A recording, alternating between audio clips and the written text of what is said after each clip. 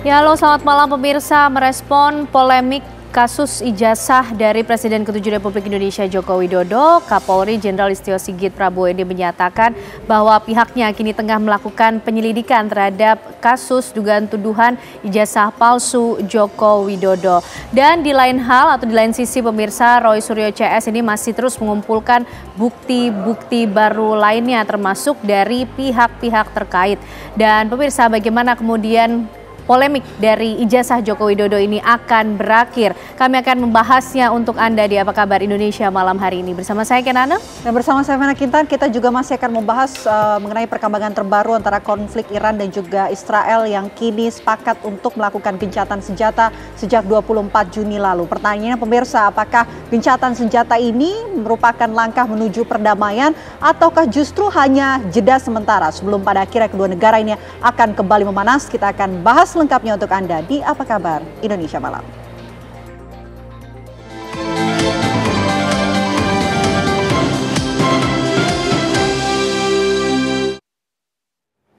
Tidak kuat menanjak, truk trailer syarat dengan muatan terguling dan menimpa minibus di Jalan Solo Semarang di Boyolali, Jawa Tengah. Kendati menyebabkan kemacetan, namun dalam peristiwa tersebut tidak ada korban jiwa. Beginilah kondisi dua kendaraan yang mengalami kecelakaan di Jalan Solo Semarang atau tepatnya di Boyolali, Jawa Tengah. Kecelakaan melibatkan dua kendaraan berukuran besar. Sebuah truk trailer syarat muatan dengan bernomor polisi AD8821QU dan satu kendaraan Elf bernomor polisi AD7538AS. Kejadian bermula saat truk trailer syarat dengan muatan dikemudikan Aris Kuswanto melaju dari arah Semarang menuju Solo. Ketika di lokasi, truk trailer tidak kuat menanjak dan mundur hingga terguling mengenai mobil minibus yang dikemudikan Sumanto. Akibat kecelakaan tersebut, arus lalu lintas dari Solo menuju Semarang dan juga sebaliknya dari Semarang menuju Solo mengalami kemacetan panjang.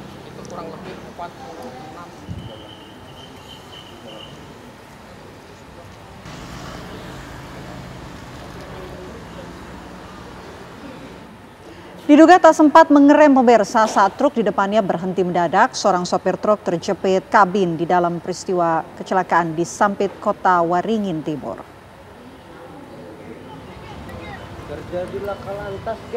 Beginilah kondisi sopir truk pengangkut rotan yang terjepit dalam kabin setelah menabrak truk yang ada di depannya. Dibantu warga di sekitar lokasi, sopir berhasil kemudian dievakuasi dan langsung dilarikan ke rumah sakit. Kecelakaan terjadi diduga karena dam truk yang di depan berhenti mendadak karena lampu merah. Akibatnya pemirsa, truk di belakangnya tak sempat melakukan pengereman sehingga menabrak bagian belakang dam truk. Unit laka Satlantas Polres Kota Waringin Timur ini langsung mengevakuasi truk dan memintai keterangan sejumlah saksi.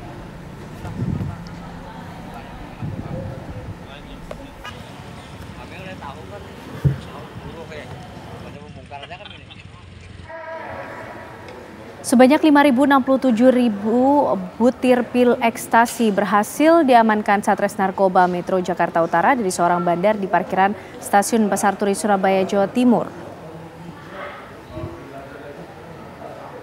Inilah video penangkapan MF, seorang bandar narkoba jaringan lintas provinsi saat akan mengirim narkotika jenis pil ekstasi sebanyak 5.067 butir ke Jakarta melalui jasa ekspedisi kereta api. Penangkapan ini merupakan hasil pengembangan dari penangkapan sebelumnya di wilayah Jakarta Utara. Diketahui pelaku kerap menggunakan jasa ekspedisi kereta api untuk melakukan pengiriman barang haram ini.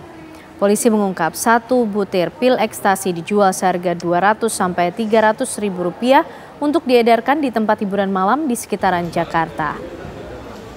Sementara dari hasil penyelidikan lebih lanjut, polisi juga tengah memburu seorang bandar besar yang kini sudah ditetapkan sebagai DPO di balik peredaran pil ekstasi ini.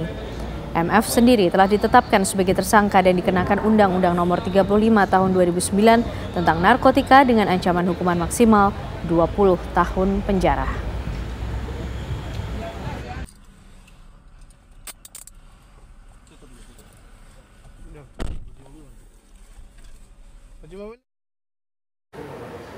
Kebakaran terjadi di kawasan pemukiman padat penduduk di Jalan Kembang, Kuitang, Jakarta Pusat pada Kamis siang.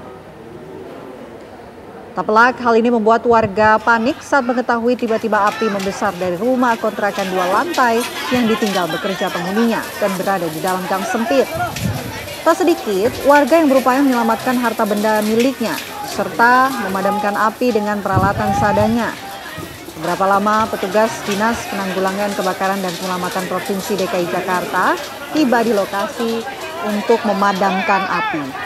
Meski penyebab pasti kebakaran masih dalam penyelidikan Polsek Senen Jakarta Pusat, namun warga menduga api berasal dari korsleting listrik ataupun gas.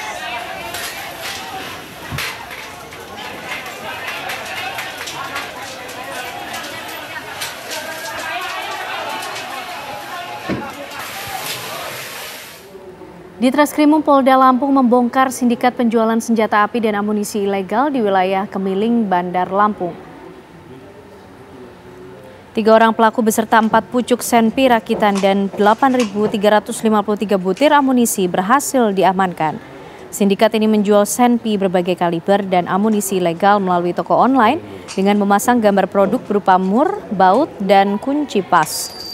Pabrik skala home industry ini menggunakan senjata airgun yang dimodifikasi menjadi senjata api yang bisa menembakkan amunisi atau peluru tajam. Pengungkapan kasus bermula saat polisi menangkap seorang pelaku pencurian yang menggunakan senjata api pada Mei lalu. Polisi lalu menelusuri asal senjata itu hingga terbongkar industri rumahan senpi rakitan yang berada di daerah Kemiling, Bandar Lampung.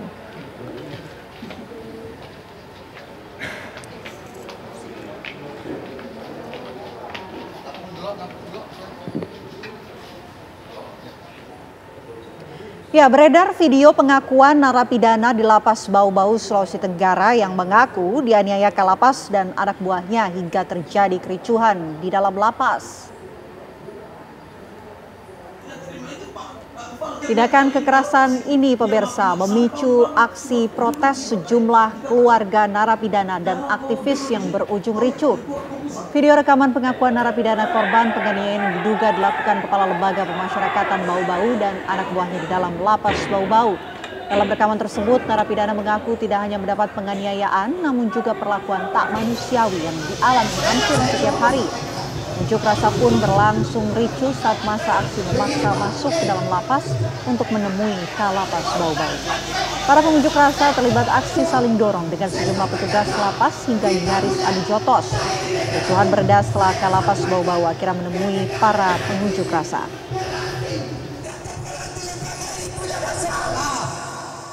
Saya mengerti persoalan Anda, tapi kenapa kemudian teman-teman saya, kamu orang melakukan kekerasan, kemudian kepada seluruh masa aksi hari ini, kemudian harus bisa tenang. 11 orang warga negara Indonesia yang dievakuasi dari Iran tiba di tanah air pada petang kemarin. Para WNI itu diterbangkan dari Baku, Azerbaijan setelah melalui perjalanan darat selama 16 jam melewati perbatasan Iran.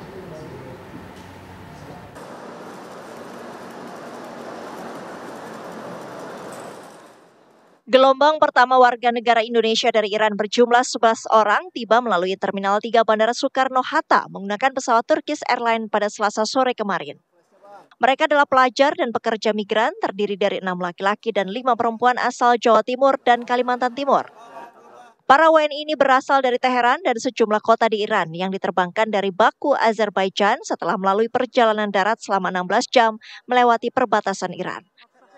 Kementerian Luar Negeri Republik Indonesia memfasilitasi kepulangan WNI ke tanah air karena meruncingnya konflik antara Iran dengan Israel dan Amerika Serikat. Dan teman-teman seperti pahami ya, sejak serangan konflik terjadi, khususnya pada saat Amerika Serikat juga melakukan serangan terhadap 3 fasilitas nuklir di Iran, kita menerima informasi dari berbagai media dan juga laporan dari perwakilan kita di kawasan Timur Tengah, khususnya di kawasan Teluk, bahwa sudah terjadi tadi malam ya beberapa gangguan penerbangan, ya, disrupsi terhadap penerbangan internasional ya, karena misalnya tadi malam Qatar ya telah menutup wilayah udaranya selama beberapa jam dan dampaknya adalah terjadinya gangguan jadwal penerbangan, termasuk ya jadwal penerbangan yang digunakan oleh 11 WNI kita yang sudah kita keluarkan dari Tehran. Ya.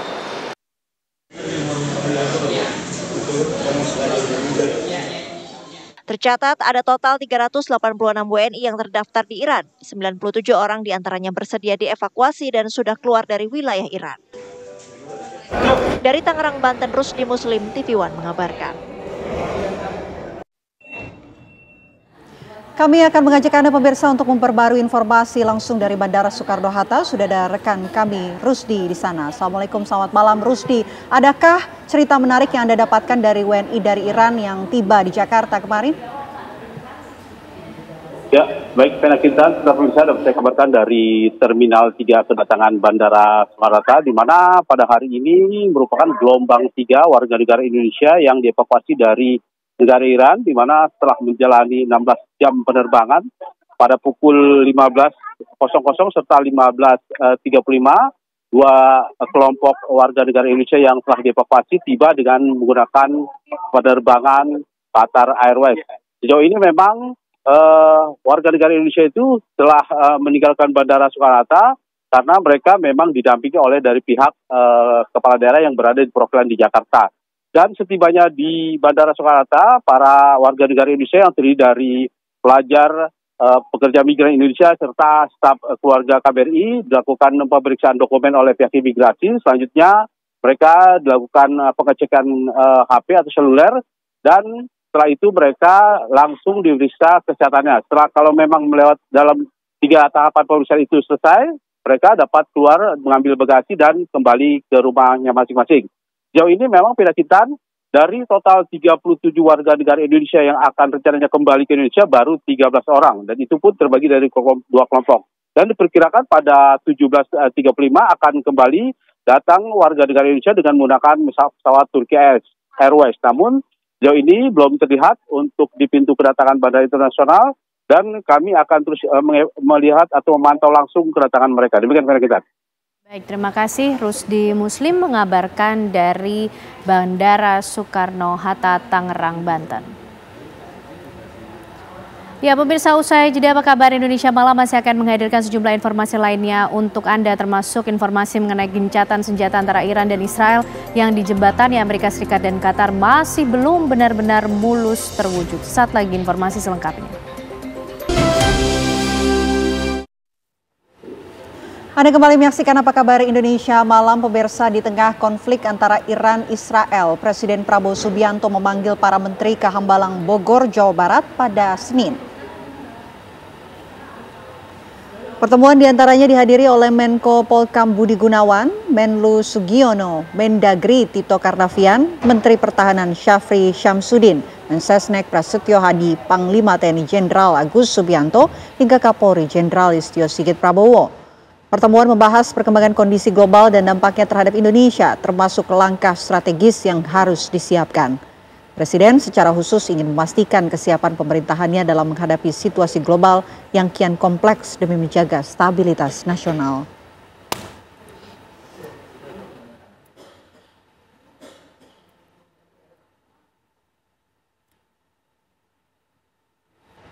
Pemirsa, polemik ijazah Presiden ke-7 RI Joko Widodo terus bergulir. Kapolri menyatakan pihaknya tengah melakukan penyelidikan atas kasus dugaan tuduhan ijazah palsu Joko Widodo, pemirsa.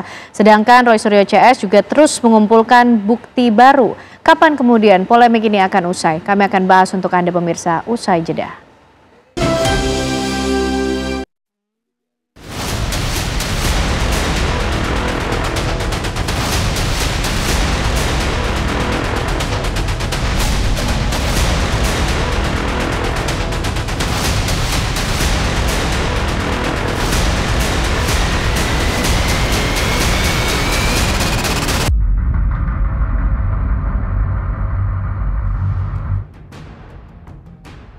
Kasus laporan pencemaran nama baik terhadap Presiden ke-7 Republik Indonesia Joko Widodo di kepolisian ternyata masih berjalan. Kapolri Jenderal Listio Sigit Prabowo mengungkapkan perkembangan terbaru terkait laporan tersebut. Menurut Kapolri, tim penyelidik saat ini masih terus mengumpulkan berbagai keterangan dan bukti pembanding, termasuk melibatkan para ahli dan laboratorium forensik untuk mendalami perkara tersebut secara menyeluruh. Bahkan Polri terus mendalami sejumlah laporan terkait dugaan ijazah palsu Jokowi.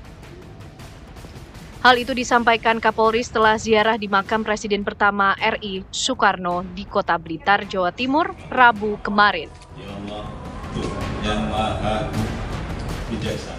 Sebelumnya, Polda Metro Jaya telah menerima pelimpahan berkas dari beberapa Polres terkait dengan kasus ijazah Jokowi. Dengan pelimpahan itu, terdapat 6 laporan yang ditangani oleh penyelidik Subdirektorat Keamanan Negara Polda Metro Jaya. 2 kasus dilaporkan di Polda Metro Jaya, sedangkan 4 lainnya merupakan pelimpahan dari Polres Metro Jakarta Pusat, Polres Metro Jakarta Selatan, Polres Metro Bekasi Kota, dan Polres Metro Depok.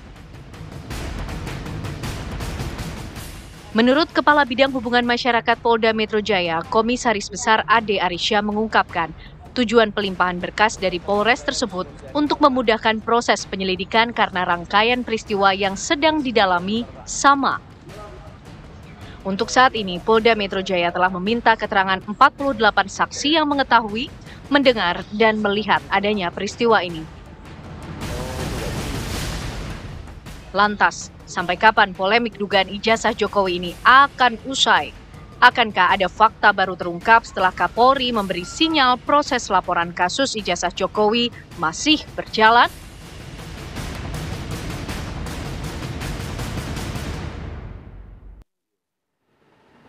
Ya pemirsa, polemik dari ijazah Presiden ke-7 Republik Indonesia Joko Widodo ini masih terus berlangsung. Bahkan Kapolri Jenderal Listio Sigit Prabowo ini juga menyampaikan pihaknya tengah melakukan proses penyelidikan dari kasus dugaan tuduhan ijazah palsu Joko Widodo pemirsa. Di lain pihak, Roy Suryo CS juga terus mengumpulkan bukti-bukti baru dan juga dari pihak-pihak yang tentunya kompeten. Bagaimana kemudian perjalanan dari polemik kasus ijazah Joko Widodo ini? Kapan polemik ini akan berakhir dan adakah fakta-fakta baru dari hasil penyelidikan forensik di Polda Metro Jaya?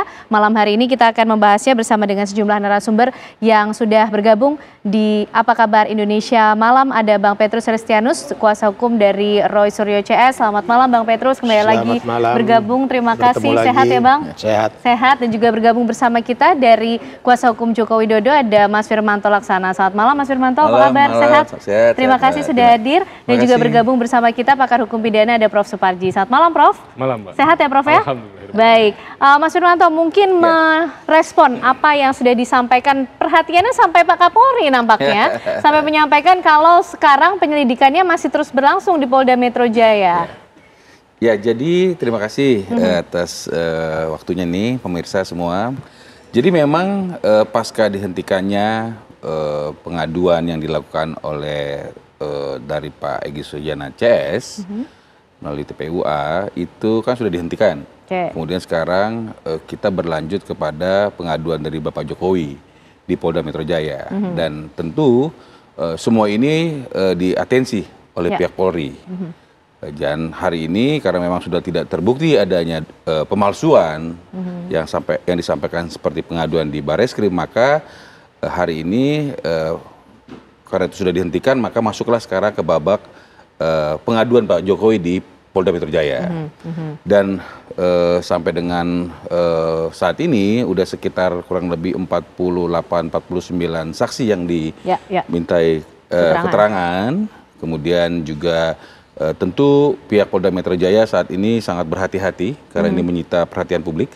Dan saya berterima kasih karena semua masyarakat mencermati dengan baik sehingga nanti membiarkan pihak Polri bekerja secara profesional, akuntabel, dan juga nanti tentunya akan menyampaikan hasilnya pada waktu yang nanti apakah ini bisa naik ke tahap penyidikan ataukah seperti apa. Namun kami confidence karena kami sudah melihat seluruh rangkaian, kemudian kami juga mencermati apa yang terjadi, termasuk juga penghentian pengaduan pemalsuan yang terjadi, tentu berarti apa yang dinarasikan yang ada di beberapa media dan sebagainya seperti yang diadukan itu ya kita melihat ada rangkaian yang memang ke arah pencemaran atau fitnah yang dilakukan oleh orang-orang baik Mas tersebut. Firmanto, sampai di situ dulu. Ya. Nah Bang Petrus, ini kalau dari pihak Pak Jokowi yakin kok terbukti bahwa itu asli bukan palsu, tapi kalau Roy Suryo CS nampaknya masih terus ingin mencari bukti baru yang membuktikan bahwa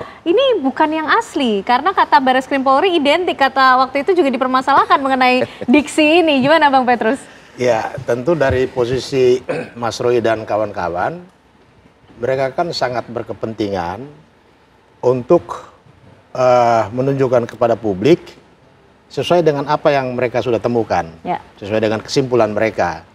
Nah, seiring dengan itu muncul penyelidikan berdasarkan pengaduan dari Pak Jokowi, sehingga ini lebih memacu semangat mereka untuk nanti pada waktunya saling adu bukti.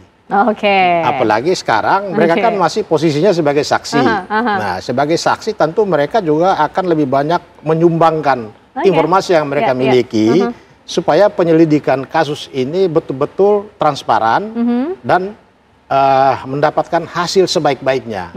Nanti ujungnya seperti apa, kita lihat dari hasil proses ke depan nanti. Baik Bang Petrus. Prof Suparji, siap semua dengan nanti waktunya adu bukti. Ini yang akan kita saksikan nanti ketika kasus ini naik ke persidangan, Prof? Iya, saya kira persidangan masih cukup lama. Tetapi ini kan akan saling berimplikasi. Misalnya, dalam konteks laporan di Barreskrim kan, ketika kemudian pada akhirnya kesimpulannya adalah menyatakan tidak ada peristiwa pidana, berarti kan ijazahnya Pak Jokowi asli kan gitu.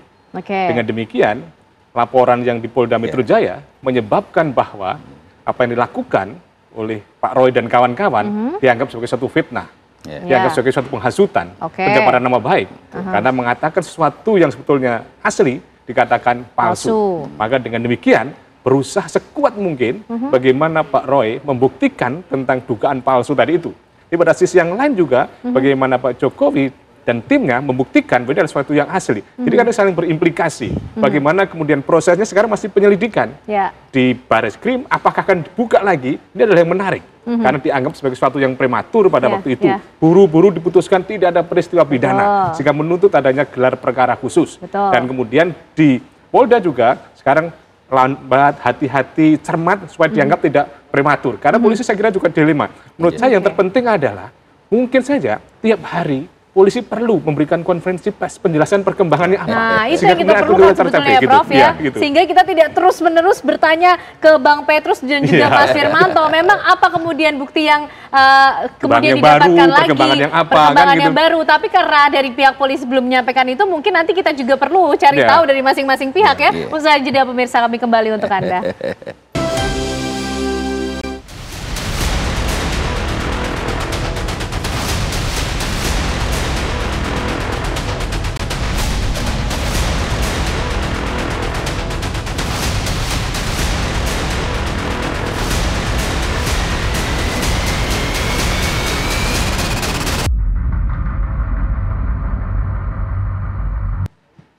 Ya, kasus ijazah Jokowi jalan di tempat. Betulkah demikian pemirsa? Karena kemudian Kapolri pun sudah sampai juga memberi perhatian atas bergulirnya kasus ini. Kalau tadi Prof Suparji memberikan suggestion lah ya Prof. Seharusnya polisi dibuka saja lah setiap hari update-nya seperti apa supaya kita tahu. Tapi karena polisi nampaknya belum membuka ini, kita harus cari tahu ke sumbernya langsung. Nah, Bang Petrus, ini ada bukti barukah yang dimiliki Roy Suryo CS mengenai untuk membuktikan tetap pada kepercayaannya bahwa ijazah milik Pak Jokowi ini bukan asli ataupun identik seperti yang dimaksud oleh Barreskrim Polri? Ya, jadi Pak Roy dan kawan-kawan ini bukti-bukti utama yang nantinya akan diperjelas dalam proses penyelidikan ini mereka masih simpan, mereka belum buka ke publik. Yang mereka buka ke publik itu bukti-bukti yang ya kalau istilah kasarnya KW2 lah begitu. Kartu AC belum? Belum. Mereka sudah pegang. Itu nanti akan dibuka ketika? Akan dibuka pada saat misalnya penyidik memerlukan keterangan mereka, nah disitulah mereka akan berikan. Tapi sejauh ini dengan apa yang sudah berlangsung di Polda Metro Jaya, Bang Petrus, polisi ini kan juga melakukan undangan klarifikasi. Itu juga sudah diterima atau juga dipenuhi oleh Roy Suryo CS? Ada yang sudah terima dan kalau saya tidak salah jadwalnya itu tanggal 2. Tapi masih klarifikasi, undangan klarifikasi. Oke, dan poin-poinnya Dan karena laporan ini banyak dan semua dipusatkan di Polda, sehingga klarifikasi besok nanti itu bukan pengaduan Jokowi, tetapi laporan dari kelompok masyarakat lainnya seperti dari Pradi Bersatu dan lain-lain. Dari relawan begitu ya, itu yang kemudian juga dipenuhi oleh pihak Roy Suryo dan juga teman-teman. Oh iya, karena namanya diminta oleh aparat penegak hukum, pasti dipenuhi, atau kalau misalnya ada halangan ya kita minta dijadwal kembali. Oke, dan yang diharapkan juga sama seperti Prof. Suparji ini dibuka saja lah, polisi juga harusnya update Ya, setiap hari harusnya seperti polisi apa. mengupdate seperti halnya kasus-kasus yang lain. Nah, yang jadi tanda tanya besar publik itu kenapa kasus pengaduan Jokowi dan pihak-pihak yang lain ini tidak pernah diupdate ke publik. Oke. Malah yang mengupdate justru TV One dan kawan-kawan. Ini kita sebagai media yang kemudian perlu untuk meneruskan kepada publik supaya informasinya jadi jelas. Prof, kalau kemudian polisi sebaiknya membuka lah ya, diupdate setiap hari perkembangannya seperti apa. Nah, kira-kira episode selanjutnya atau terdekat yang akan kita lihat, Prof, apakah polisi juga akan segera menaikkan ke tingkat penyidikan? Saya kira belum, karena masih prosesnya penyelidikan kan, masih klarifikasi untuk kemudian menentukan ada peristiwa pidana atau tidak kan gitu. Nah itu kan tidak mudah proses itu. Akan ada pengumpulan bukti saksi, apakah kemudian surat, apakah petunjuk, apakah perlu keterangan ahli kan itu. Itu nanti baru akan disimpulkan ada peristiwa pidananya. Sehingga kemudian dinaikkan pada tahap penyidikan. Pada tahap penyidikan nanti itulah kemudian bagaimana menemukan alat bukti, membuat terang benderang perkara, dan menentukan siapa tersangkanya. Tetapi ini masih tahapan penyelidikan.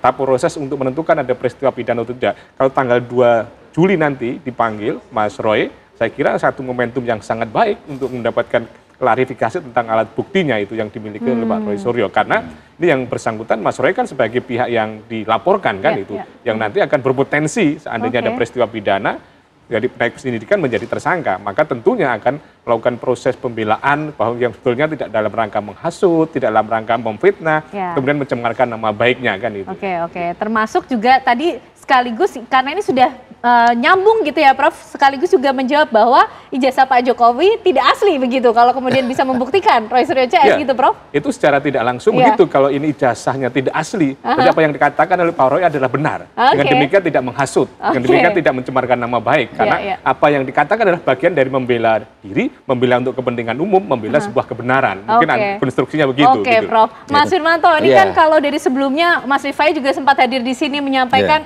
segera menuntaskan sajalah apa yang sudah bergulir di Polda Metro Jaya. Ini maksudnya agar segera ada tersangkanya atau seperti apa Mas Firmanto? Karena pihak Bang Roy Suryo dan teman-teman tetap percaya diri untuk membuktikan bahwa ijazah Pak Jokowi itu tidak asli. Jadi kan tidak bisa kita bantah ya bahwa pihak Barreskrim Polri sudah memberikan keterangannya terhadap pengaduan pemalsuan yang terjadi. Jadi itu sudah kita mencermati, menghargai, dan memang sudah secara terbuka, transparan disampaikan. Dan juga melibatkan pengawas dan sebagainya seperti yang disampaikan oleh Dirkrimum Barreskrim Polri.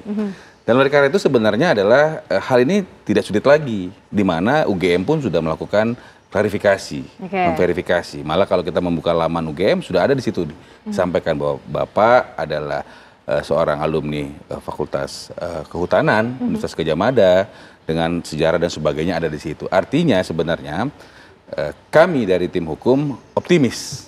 Kami melihat bahwa apa yang mereka lakukan itu tentu adalah suatu upaya pencemaran nama baik. Fitnah yang disampaikan mereka yang tidak berdasar karena sudah bisa kita lihat. Sebelum mereka mendapatkan keterangan pun, ini sudah 2 tahun ya bergulir. Jadi sudah ada beberapa kali ujian yang disampaikan, perdata dan sebagainya. Makanya selalu disampaikan, kalau perdata dulu dong, baru pindah segala macam. Kalau kita konsisten, udah selesai sebenarnya. Perdata sudah selesai, tidak bisa dibuktikan. Atau lebih mudah kita mengatakan, udah tidak bisa dibuktikan atau kalah. Pembuktian mereka tidak bisa dibuktikan.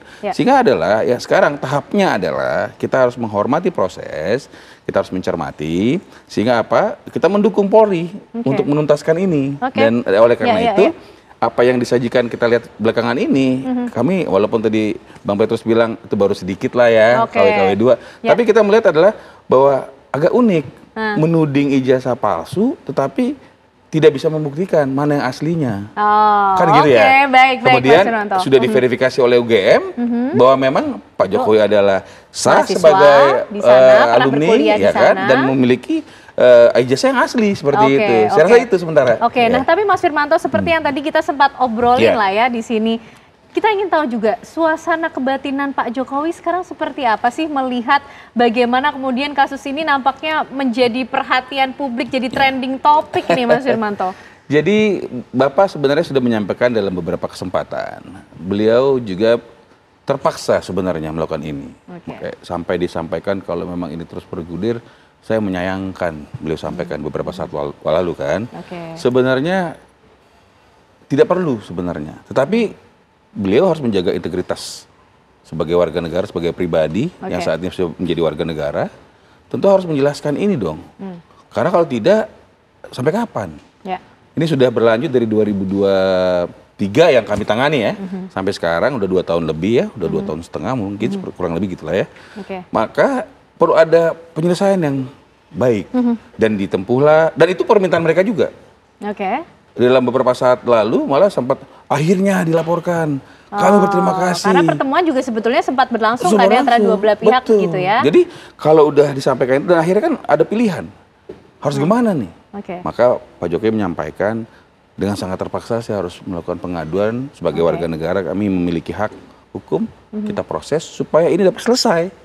Kalau dia nanti memang terbukti melakukan fitnah dan atau pencemaran nama baik, ya biar masyarakat juga lihat. Bukan saya yang mau loh. Bukan saya yang menghukum mereka, tetapi hukum itu sendiri akan menghukum mereka akibat ulah mereka sendiri.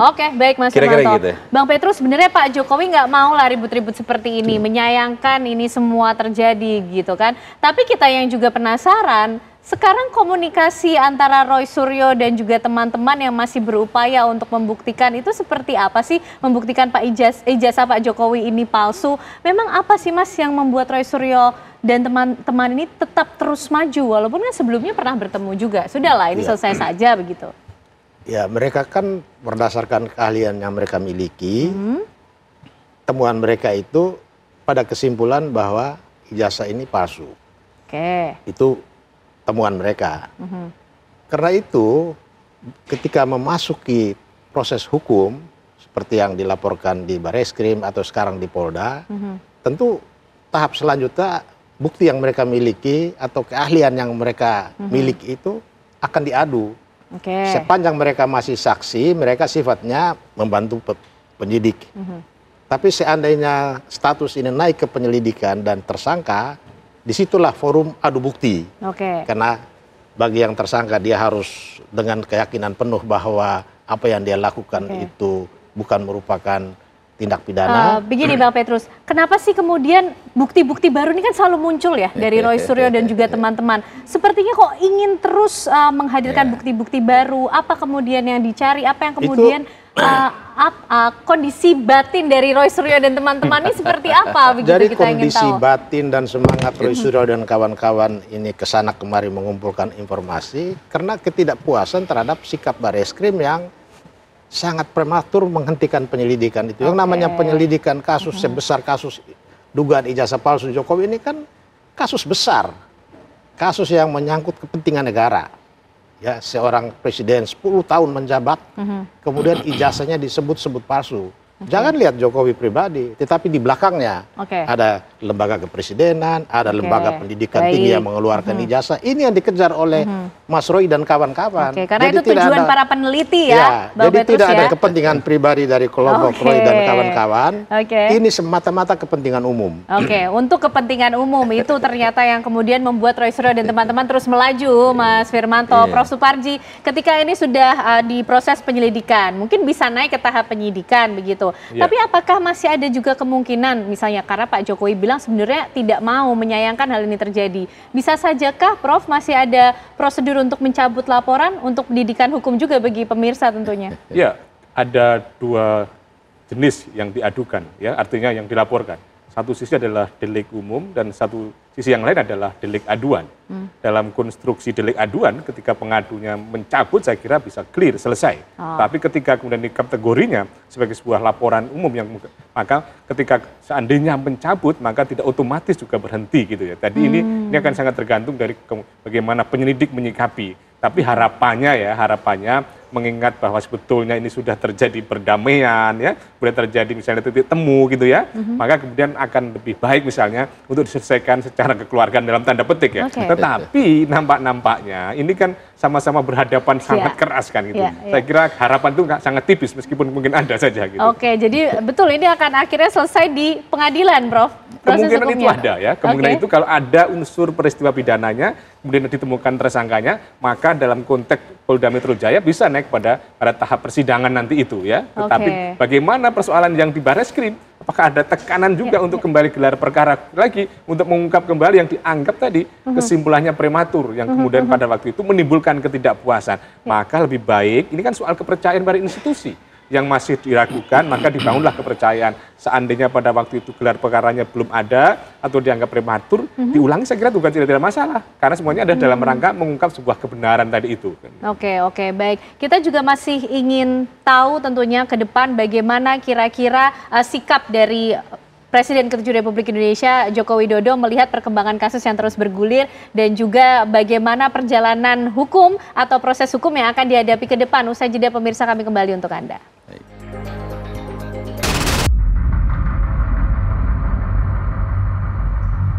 Baik pemirsa, kita akan lanjutkan pembahasan kita malam hari ini masih seputar polemik dari ijazah Presiden ke-7 Republik Indonesia Joko Widodo. Bang Petrus, kalau Roy Suryo dan juga teman-teman terus saja mencari bukti baru untuk kemudian membuktikan keyakinan atas ijazah Pak Jokowi yang tidak asli, artinya siap juga dengan menghadapi konsekuensi hukum yang akan berlangsung di depan? Oh tentu, semua sudah dipertimbangkan secara matang.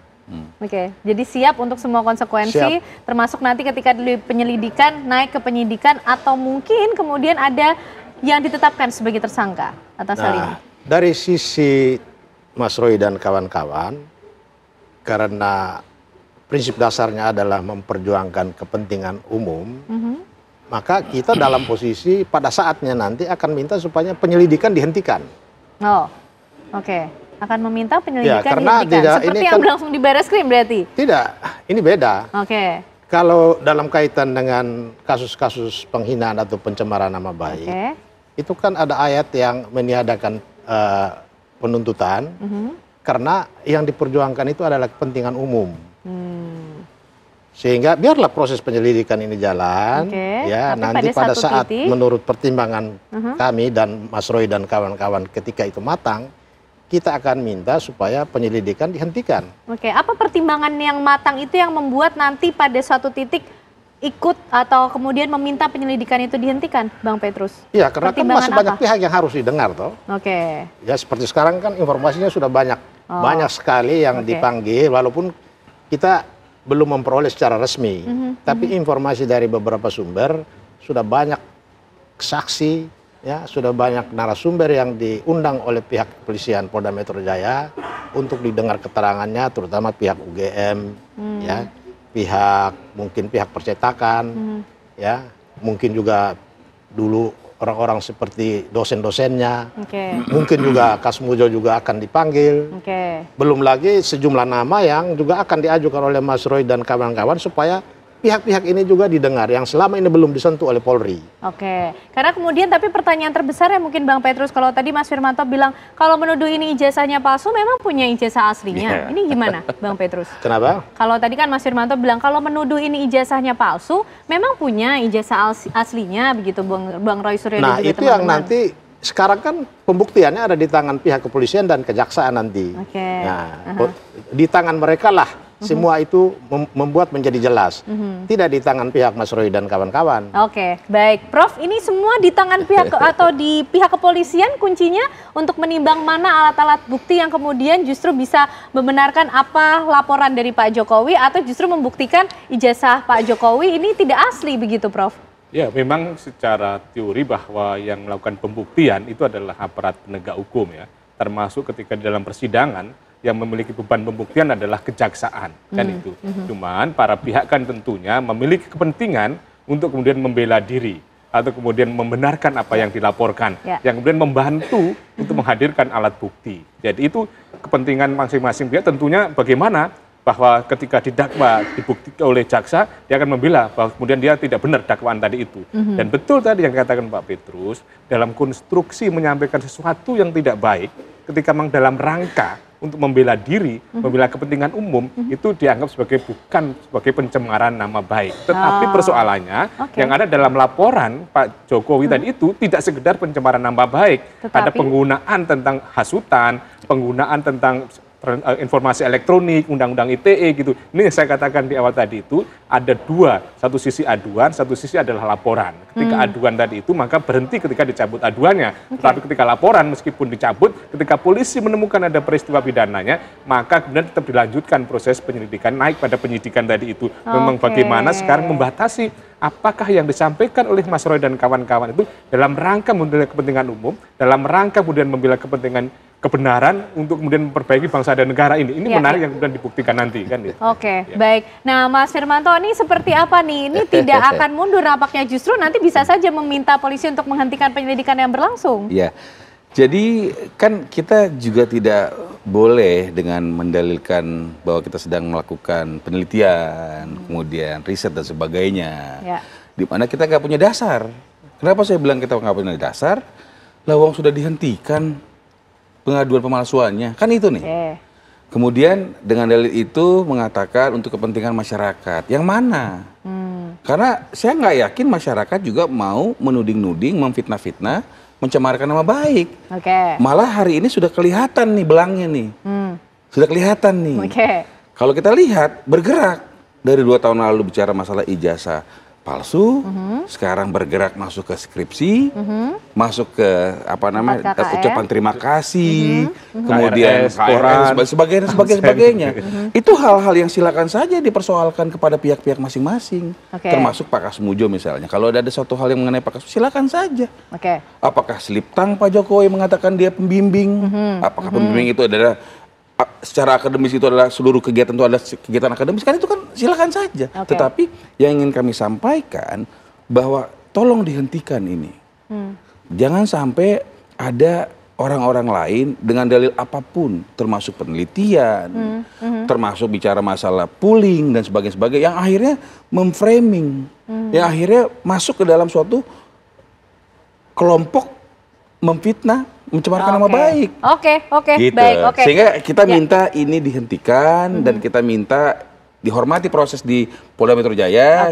Kita lihat nanti seperti apa episodenya. Yang pasti kita percaya polisi secara profesional dan akuntabel akan melaksanakan ini dengan sebaik-baiknya. Saya rasa demikian. Baik. Masing-masing pihak punya permintaan sendiri-sendiri ya, Prof ya. Tapi Bang Petrus ini katanya tadi tidak berdasar. Ini mewakili kelompok masyarakat yang mana kemudian yang dilakukan oleh Bang Roy Suryo dan juga teman-teman, Bang Petrus? Bukan soal mewakili masyarakat, tapi kepentingan lembaga kepresidenan itu kan lembaga yang harus dijaga kewibawaannya, marwahnya.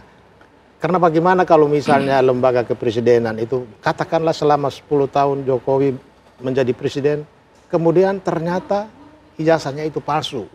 Ini kan jadi soal. Itulah yang mendorong Roy Suryo dan kawan-kawan harus menjawab teka-teki publik. Masyarakat ini kan terbelah. Ada yang menyatakan palsu, ada yang menyatakan asli. Bertahun-tahun tidak ada penyelesaian. Sehingga saya salahkan Polri. Kenapa dari sejak awal ketika pro dan kontra tentang ijazah palsu ini muncul, Polri tidak cepat ambil tindakan, tapi membiarkan bertahun-tahun, sehingga ya mereka kena keahliannya itu mereka mencoba dan jawaban mereka hasil kesimpulannya ya itu tadi palsu. Kalau Bang Petrus bilang ini salahnya Polri, maka Polri juga yang harus membuktikan dan bertanggung jawab, Prof. Seperti itukah atau akan proses hukum seperti apa yang akan kita lihat ke depan, Prof? Ya ini kan pertama kan soal kepercayaan terhadap institusi yang itu harus kita bangun kan gitu. Tapi pada sisi yang lain dan bagaimana juga menunjukkan bisa dipercaya kan itu yang menjadi persoalan utamanya kan. Apapun hasilnya kadang-kadang tidak dipercaya. Maka bagaimana bekerja yang bisa dipercaya. Nah ketika kita kemudian bebankan pada Polri memang sebagai alat negara untuk hadir untuk menyelesaikan persoalan yang mengganggu misalnya kepentingan umum. Maka dalam hal ini kita harapkan betul Polri bekerja secara efektif, efisien, produktif, presisinya lah diimplementasikan secara otentik. Sehingga kemudian ketika kasus ini ditunggu masyarakat bekerja secara progresif sehingga tidak ada kalimat bekerja di tempat perkara ini. Maka tetapi ada kemajuan secara simultan, diungkap secara terbuka kepada masyarakat sehingga tahu perkembangannya. Itu yang kita harapkan, supaya tidak jalan di tempat, ada perkembangan, diungkap secara simultan dan juga transparan kepada publik. Kita tunggu nanti bagaimana kinerja Polri untuk mengungkap kasus ini. Saya tutup sedikit. Sangat singkat saja Mas Firmanto. Jadi yang ingin saya luruskan adalah bahwa kan ada sekelompok Roy CS nih yang menuding. Jadi bukan tugas Polri yang membuktikan. Oke, baik. Itu harus dia yang membuktikan. Oke, which is sebenarnya di Barreskrim sudah dihentikan. Nah, oleh karena itu sebenarnya sudah tidak sulit lagi nih. Dan saya minta juga supaya jangan terlalu banyak juga narasi-narasi negatif lainnya. Seperti itu. Jadi tinggal kita tunggu dan kita minta Polri untuk meneliti ini dengan sebaik-baiknya dan terbuka kepada masyarakat. Baik, kita tunggu bagaimana kinerja Polri untuk meneliti dan mengumpulkan bukti-bukti yang ada. Terima kasih Bang Petrus, Mas Firmanto dan juga Prof Suparji malam hari ini sudah bergabung bersama kami di Apa Kabar Indonesia Malam. Sehat selalu semuanya. Pemirsa, usai jeda Apa Kabar Indonesia Malam masih akan kembali hadir menemani Anda dengan pembahasan menarik lainnya bersama dengan rekan kami Vena Kintan.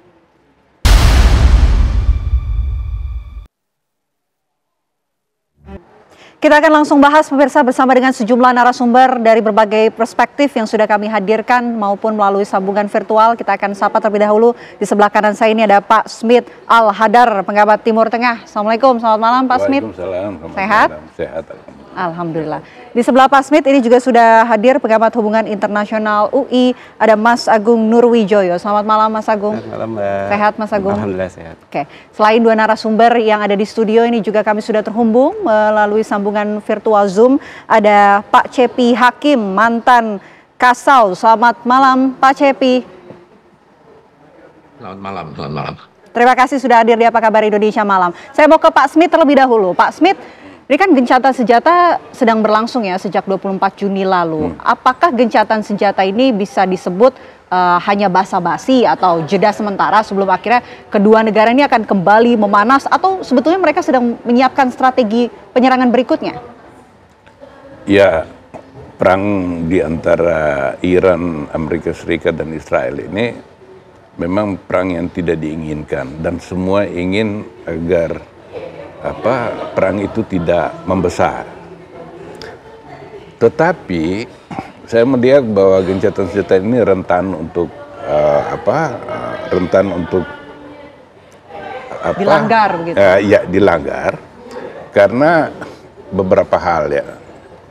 Yang pertama, tadi seperti kata Netanyahu itu, misi Israel untuk menghancur leburkan program nuklir Iran itu tidak cukup berhasil lah. Menurut berbagai sumber itu kehancuran yang terjadi dari pemboman Amerika Serikat itu hanya tidak signifikan. Bahwa dalam beberapa bulan ke depan Iran bisa membangun kembali atau memulihkan.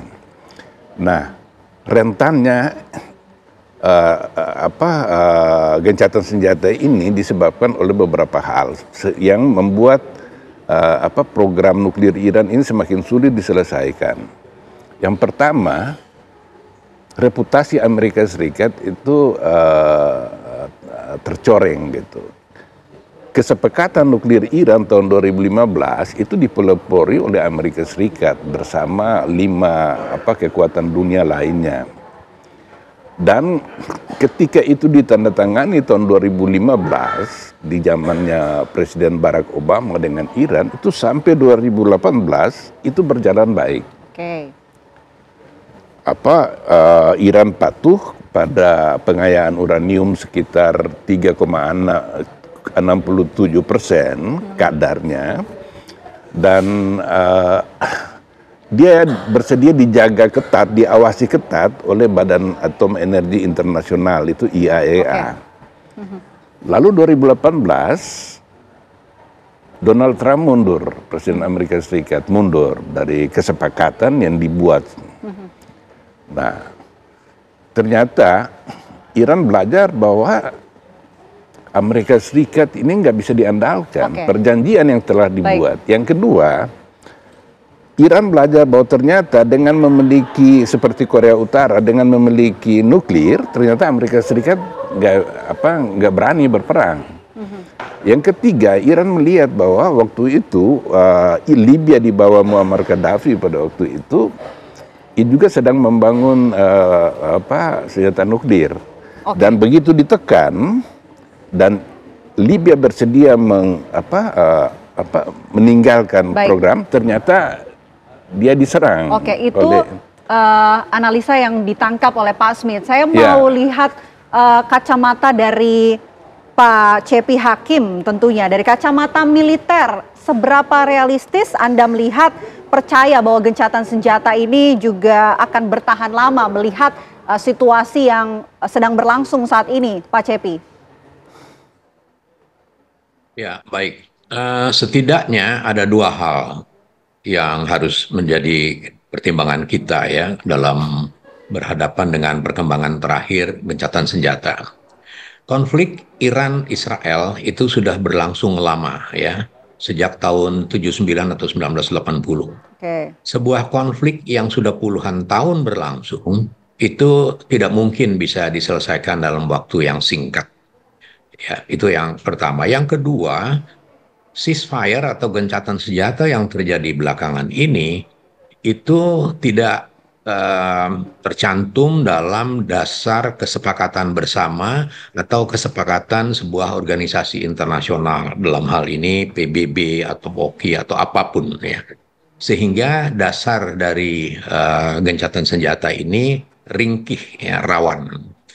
Berikutnya, dengan posisi yang seperti itu, apabila toh gencatan senjata ini resmi, ya ditandatangani dan sebagainya, kedua belah pihak dan sebagainya, ada masalah lagi, yaitu bagaimana peran para pengawas gencatan senjata. Ya, dulu kalau perang-perang dulu itu bisa ditangani oleh namanya Peacekeeping Force dari United Nations Organization, ya dari PBB. Karena secara fisik itu memang memungkinkan. Tetapi perang sekarang ini perang sistem melawan sistem dan tidak terlihat. Kemudian bagaimana format Peacekeeping Force apabila benar-benar gencatan senjata ini bisa tertuang dalam satu deklarasi bersama di bawah koordinasi Perserikatan Bangsa-Bangsa. Jadi untuk sementara tiga hal itu menunjukkan kepada kita bahwa ceasefire atau gencatan senjata ini mungkin seperti main basket, ini time out ya, mungkin ya.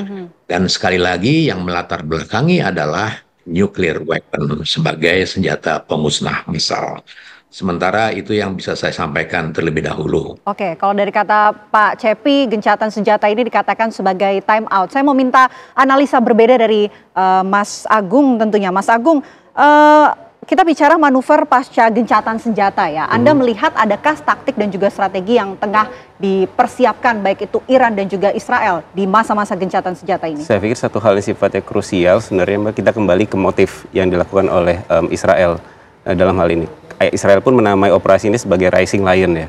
Rising Lion itu yang kemudian saya lihat adalah lion yang kemudian didefinisikan adalah pergantian rezim sebenarnya. Ya. Oke, Israel mengatakan bahwa ada nuklir, axis of resistance dan segala macam, tapi Netanyahu juga menyatakan bahwa poin perihal masalah pergantian rezim. Jadi ketika sudah berbicara, kita bicara di gencatan senjata itu absence of violence, jadi penghentian kekerasannya dulu. Problemnya adalah sekarang memang belum ada mekanisme, benar apa yang dikatakan oleh Pak Cepi tadi, belum ada mekanisme di lapangan yang benar-benar mendorong bahwa kedua belah pihak itu to refrain. Ya, artinya dalam konteks ini yang bermain hanya tiga aktor, Amerika Serikat, Iran dan Israel. Tapi mekanisme norma internasional dalam hal ini PBB belum muncul sama sekali. Jadi memang ada titik-titik kerentanan, titik kerapuhan di situ yang memang sangat ya kapanpun bisa ada retaliasi gitu ya. Karena karakter dari kedua belah pihak ini Iran dan Israel sebenarnya karakternya serupa, Mbak. Dalam konteks adalah mereka bisa kapanpun untuk melakukan misalkan aksi retaliasi dalam konteks rudal, itu satu. Yang kedua belum lagi tindakan-tindakan aksi-aksi spionase sebenarnya. Itu sangat terbuka dilakukan oleh kedua belah pihak. Tiba-tiba misalkan yang kemarin kita ketika pemakamannya Presiden Iran ternyata ada Ismail Haniyah tewas seperti itu. Artinya kan ada operasi-operasi secara lebih khusus yang dilakukan oleh Israel. Artinya pertama memang kerapuhan itu ada faktor di lapangan yang memang membuat bahwa jadi memang yang kemudian harus diperhatikan memang menjamin tidak sekedar negatif peace atau ketiadaan kekerasan yang harus dilakukan, tapi harus dipikirkan mekanisme bagaimana menciptakan yang namanya positive peace. Makanya tadi Pak Smith benar sekali ketika bicara masalah JCPOA, artinya mekanisme bagaimana mendudukkan kedua belah pihak ataupun setidaknya mendorong agar kedua belah pihak duduk dalam meja perundingan seperti itu. Nah, kembali lagi ke yang tadi ketika masalah motif yang dilakukan oleh Israel tadi ya, saya pikir ini menjadi satu lubang besar ya. Tindakan sampai sejauh ini kan memang Amerika tidak mengafirmasi Amerika mengafirmasi serangan dilakukan di 3 tempat nuklir itu di Isfahan, di Natanz dan di Fordow atas urusan masalah pengayaan uranium gitu. Tapi keinginan Israel kan tidak sekedar urusan masalah nuklir. Keinginan Israel adalah pergantian rezim yang sampai sekarang oleh pihak Amerika Trump nggak mau. Amerika masih menahan bahwa bahkan saya mengatakan bahwa they are a good man gitu kan segala macam. They are good businessman segala macam. Nah, artinya ini sebenarnya juga harus kemudian jadi perhatian sebenarnya ya. Israel tidak berhenti nih urusan masalah gencatan senjatanya oke, tapi kemudian yang Israel tujuan besarnya ini belum tertuntaskan. Ya. Ini potensi yang memang akhirnya memang kita bisa bilang ini masih rentan sekali sebenarnya. Jadi memang diperlukan memang benernya ada mekanisme di lapangan yang benar-benar mendorong kedua belah pihak itu to refrain untuk bisa menahan diri satu sama lain. Oke, mekanisme di lapangan untuk sama-sama menahan diri. Tapi yang sebelumnya hanya 2 aktor ya, Iran dan juga Israel, tapi kemudian menjadi 3 aktor, Amerika pun ikut terlibat. Nah, Anda melihatnya Amerika ini kesannya ini kan di media sosial, di media-media pun Presiden Donald Trump seperti hadir sebagai juru damai. Bahkan pengumuman soal gencatan senjata pun juga diumumkan oleh Donald Trump. Apakah memang benar Amerika Serikat, dalam hal ini Donald Trump, hadir dalam bentuk sebagai juru damai antara Iran dan juga Israel, atau sebetulnya ada motif lain? Ya, ada motif lain. Dalam hal ini begini,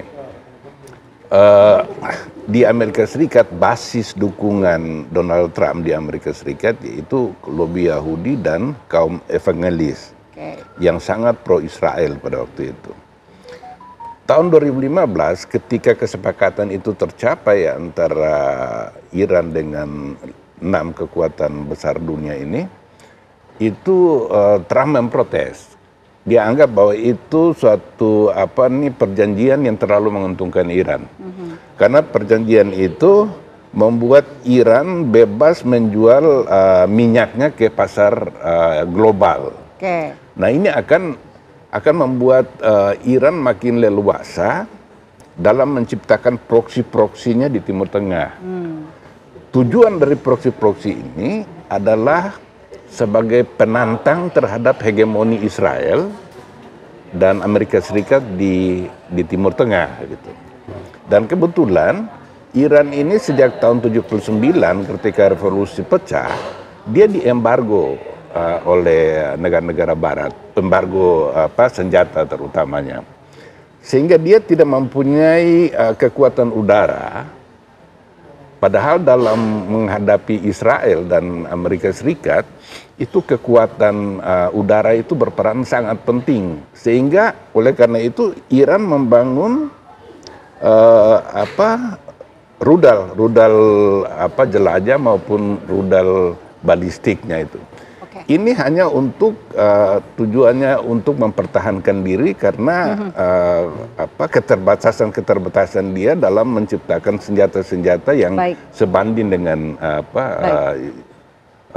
Israel gitu.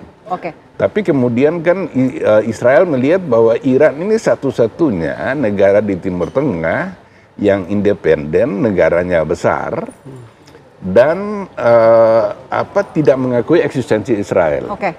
Baik. Nah, ini kan bagi Israel ini musuh yang harus diamputasi gitu. Baik. Kita juga ingin membahas ya bagaimana sebetulnya posisi dan juga kekuatan khususnya di udara Israel dan juga Iran. Nanti kita akan bahas selengkapnya usai jeda. Apa kabar Indonesia Malam akan kembali untuk Anda sesaat lagi. Tetaplah bersama kami.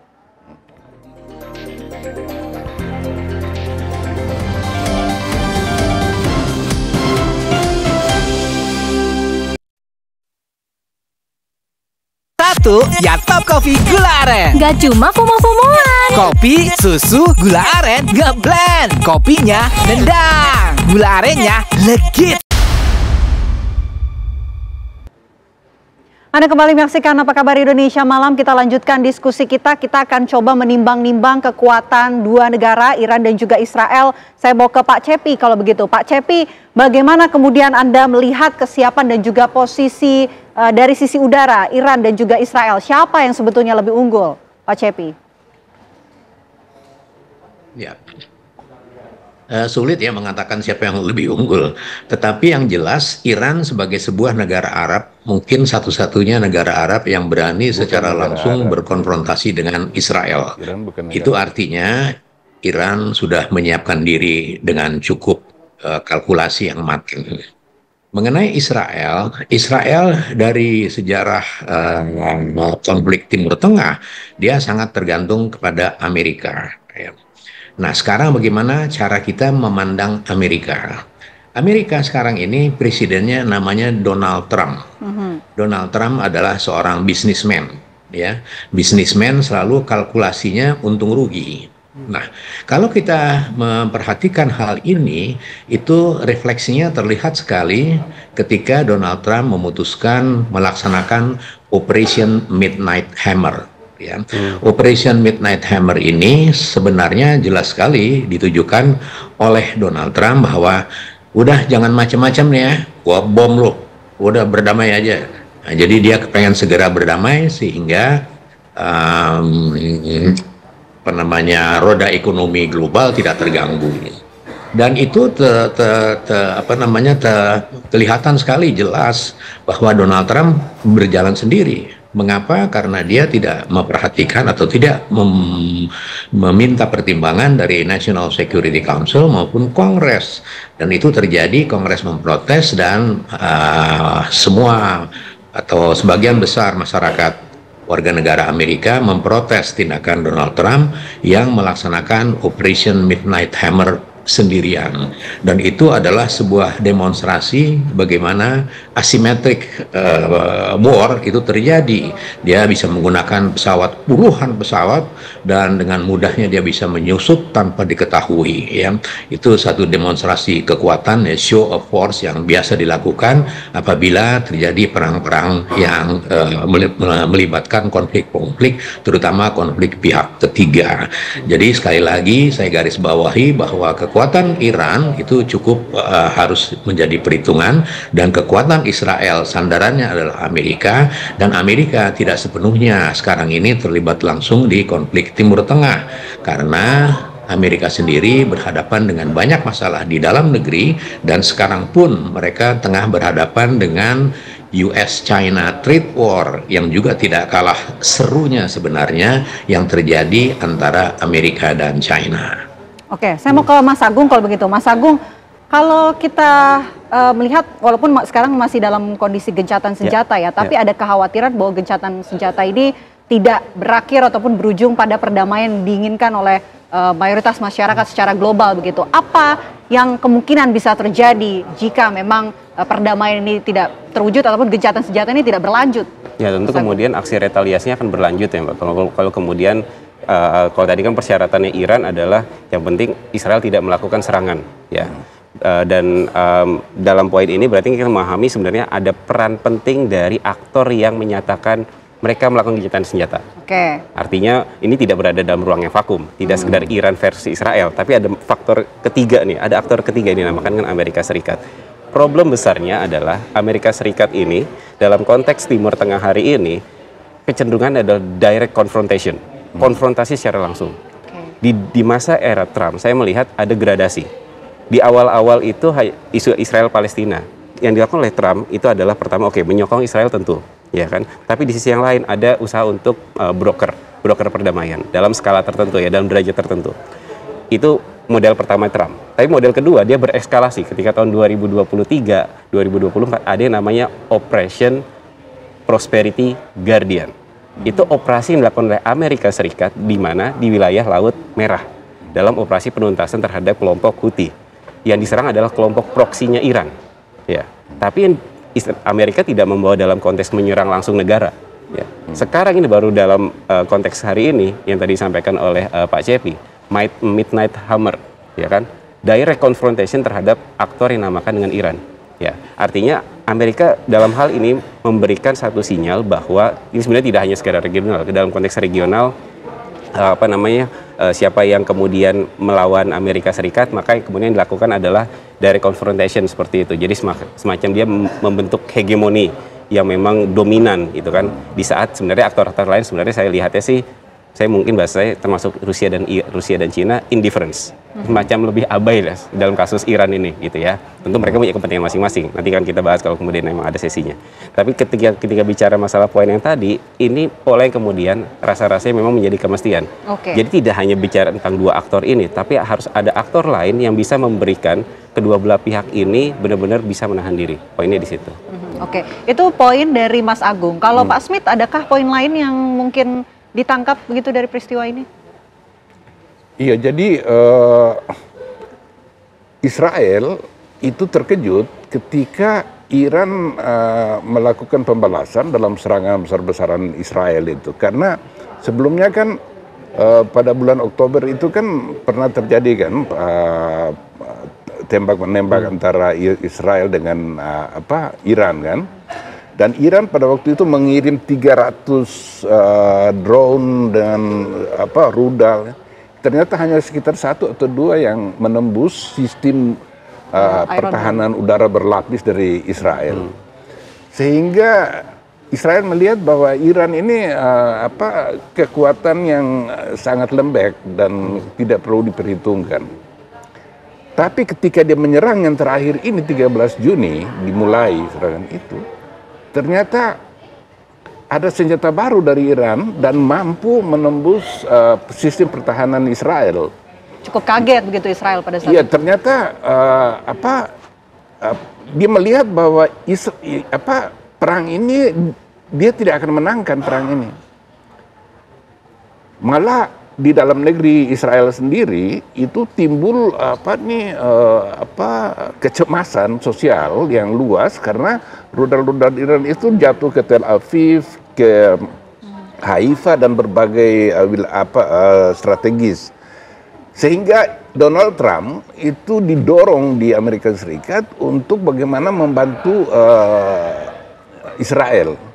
Israel sendiri sebenarnya dia menyerang Iran dengan niat untuk menyeret Amerika Serikat masuk ke dalam pertempuran karena dia nggak mempunyai bom yang seberat 13 ton atau 13.000 kilogram itu yang hanya dipunyai oleh Amerika Serikat. Dan selama Amerika Serikat tidak terlibat, maka pusat-pusat program nuklir Iran itu tidak akan bisa digempur oleh Israel karena dia nggak mempunyai senjata untuk itu. Nah itulah yang kemudian Israel coba memaksa Amerika Serikat masuk dalam perang, tapi Amerika Serikat sendiri melihat bahwa perang ini perang yang bukan dikehendaki oleh Amerika Serikat. Kita tahu bahwa Amerika Serikat mengatakan Donald Trump MAGA itu, Make America Serikat Great Again atau America First itu. Artinya bahwa Donald Trump sudah mengatakan bahwa Amerika Serikat tidak akan mau berperang untuk kepentingan negara lain gitu. Nah, tapi terkait Israel yang memang sekutu yang sangat spesial dengan dukungan di dalam negeri Amerika Serikat yang cukup kuat, maka dia Donald Trump ini terpaksa harus bertindak sesuatu dan dia mengambil jalan seperti ini. Ini jalan yang paling murah untuk menyelamatkan semua muka. Yang pertama, Israel pokoknya sudah bom sudah dijatuhkan di ini. Iran sendiri ingin menyelamatkan muka. Maka dia pesan dulu sama Qatar. Gue mau nyerang itu pangkalan militer Amerika Serikat itu. Maka dikosongkan dulu baru dia nembak. Nah dengan begitu kan Iran bisa membalas gitu terhadap ini dan Amerika Serikat nggak rugi apa-apa. Sehingga Donald Trump juga bilang ya sudah cukup, selesailah perang ini gitu. Kita ingin langkah menuju perdamaian ini bisa terwujud. Saya mau ke Pak Cepi kalau begitu. Pak Cepi, untuk bisa mewujudkan langkah perdamaian bukan hanya jeda semata dari gencatan senjata ini, apa sebetulnya yang bisa dilakukan? Ya, sekali lagi saya perlu garis bawahi bahwa konflik di Timur Tengah ini konflik yang menahun ya. Konflik yang berkepanjangan. Jadi kalau kita mencari celah bagaimana menuju ke perdamaian itu tidak mudah. Kemudian konflik yang terakhir ini memang membuka lembaran baru, ya, lembaran baru yang mengindikasikan bahwa Israel rada terkejut karena Iron Dome, David Sling, dan Arrow 3 ternyata tidak cukup ampuh untuk membuat Israel itu aman dari serangan udara. Ya, itu menjadi lembaran baru dari konflik ini. Yang kedua, Iran kelihatan sekali dia juga kemudian merasa confident ya, dan itu terlihat pada pertama kali serangan yang membalas serangan Israel, dia berhasil menembus. Dalam air battle itu filosofinya adalah surprise attack. Jadi sudah ada kalkulasi yang sangat matang dari pihak Iran bahwa dia harus melakukan surprise attack, dan itu yang dilakukan. Ya, rudal balistik jarak jauh, jarak menengah, jarak dekat, dan ratusan drone sekaligus. Oke. Baik Pak Cepi, sayang sekali kita tidak punya waktu banyak untuk membahas ini lebih lanjut. Mungkin di lain kesempatan kita akan bahas. Terima kasih Pak Cepi atas analisanya. Terima kasih juga Mas Agung. Terima kasih Pak Smith sudah hadir di Apa Kabar Indonesia Malam. Kita tentu pantau terus bagaimana jalannya konflik antara Iran dan juga Israel. Terima kasih, selamat malam. Terima kasih Mbak Vena.